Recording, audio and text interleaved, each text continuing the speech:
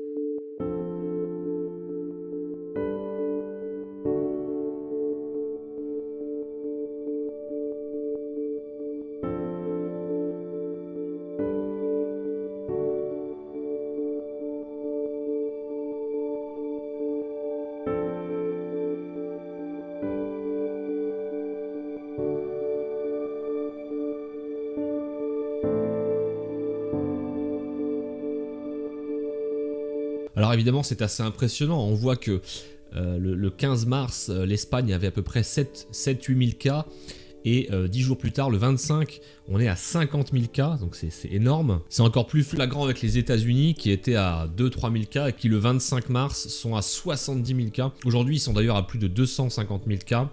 Recensé, donc c'est vraiment en train d'exploser. Le graphique s'arrête au 1er avril et on peut voir que le 1er avril l'Espagne avait déjà 102 000 cas et aujourd'hui le 3 avril on est déjà à plus de 112 000. Donc en moins de 2 jours 10 000 cas supplémentaires. L'Italie par contre est restée assez stable, on était à 110 000 cas le 1er avril, on est à 115 000 le 3 avril aujourd'hui. Bon, la Chine, ça bouge pas trop, mais bon, est-ce que les chiffres de la Chine, on peut vraiment les prendre en considération aujourd'hui? Je suis pas sûr. On parle pas beaucoup de l'Allemagne, je trouve, de manière générale. Et pourtant, si on regarde, l'Allemagne, c'est quand même, ça devient assez important. Hein. Voilà, le 15 mars, on était à 6 000 cas, et aujourd'hui, on est, en tout cas le 1er avril, on était à 80 000 cas. Donc c'est pas loin derrière l'Espagne au final.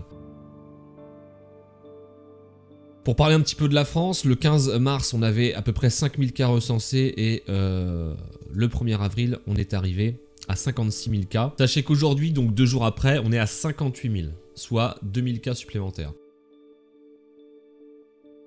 Donc certes, 2000 personnes, c'est beaucoup, mais enfin comparé à certains autres pays, comme vous l'avez vu, on se débrouille quand même pas trop mal. Donc encore une fois, le but de faire ce petit bilan, c'est pas de paniquer hein, ou de se dire « Oh mon Dieu, tout le monde est en train de devenir infecté », mais c'est plus d'avoir un regard un peu plus global sur la situation, tout en rappelant quand même que même s'il y a beaucoup de cas recensés, n'oublions pas que le taux de mortalité est quand même très faible. Ça veut pas dire qu'il faut le sous-estimer, mais ça veut dire qu'il faut quand même relativiser. Voilà, écoutez, je vais pas trop m'éterniser sur cette vidéo, mais j'ai trouvé ça intéressant de faire un petit bilan et puis de voir ça tous ensemble. Si ça vous plaît, on fera des mises à jour régulières. Allez, sur ce, prenez soin de vous et à très vite.